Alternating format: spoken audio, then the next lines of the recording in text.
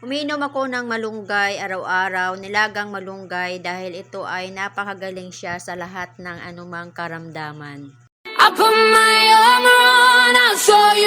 Hello mga mamis, for my today's video ay isi-share ko po sa inyo ang tungkol sa malunggay. Ang malunggay po ay napakarami po niyang kagamutan, punong-puno siya ng vitamins at saka minerals.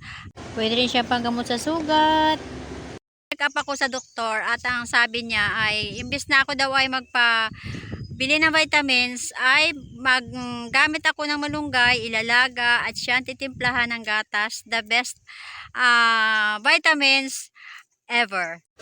Pag ang bibigyan nyo ay may mga singaw-singaw, ay gamot din po itong malunggay. Hindi kayo makadumi masyado, maglaga lang po kayo ng malunggay at ito ay napakagaling po siyang magpadumi. Hihimayin po at atin po siyang ibibilad sa araw. Pagka ganito po kainit, dahil ang init ngayon ng panahon, mga 4 na araw ay tuyo na po siya.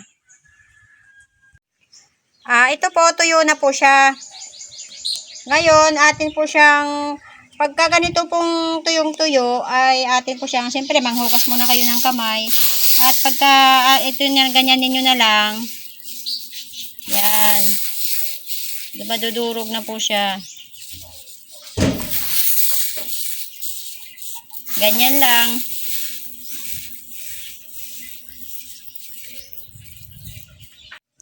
Ayan na siya.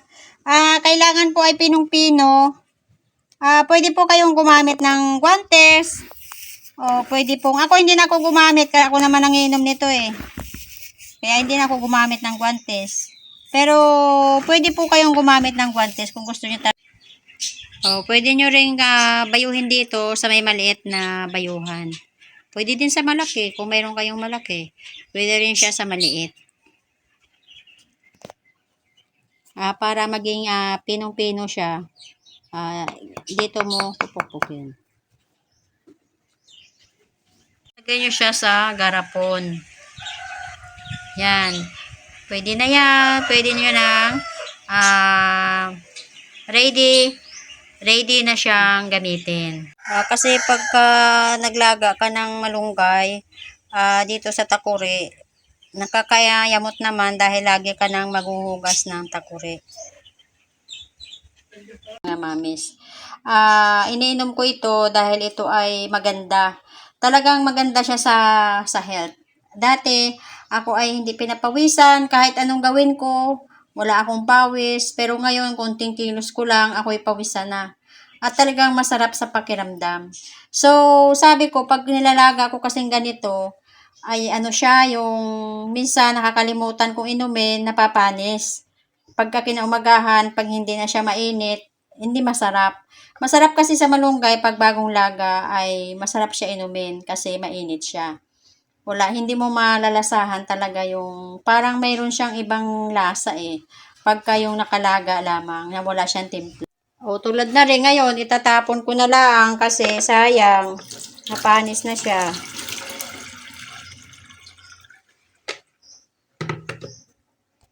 Pero pagka nakaganito na, edi lalagyan mo na lang ng mainit na tubig.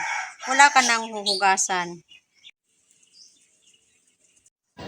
Ako nag-aral, ang turo ng aming teacher, ang malunggay ang pinaka-masustansyang gulay. Pero bakit kaya ang malunggay ay wala sa bahay kubo? Comment naman kayo mga mamis. Mag-try tayo ngayon mga mamis. Subukan natin. Isang kutsara. Kung ano yung mangyari.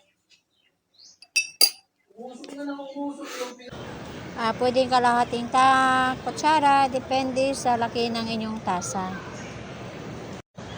Inyo siyang patiningin. Hindi nyo agad-agad inumin para yung pinakakwan ay pupunta dun sa ilalim. Pwede nyo rin salain.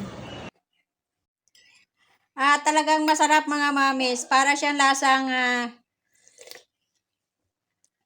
lasa siyang Lipton tea. Mas masarap. Pwede nyo rin siya timplahan ng gatas. Kasi sa nilagang malunggay, doon ako nagtitimpla ng aking gatas. Oh, kita nyo, green na green. Parang ang sarap inumin. Yan.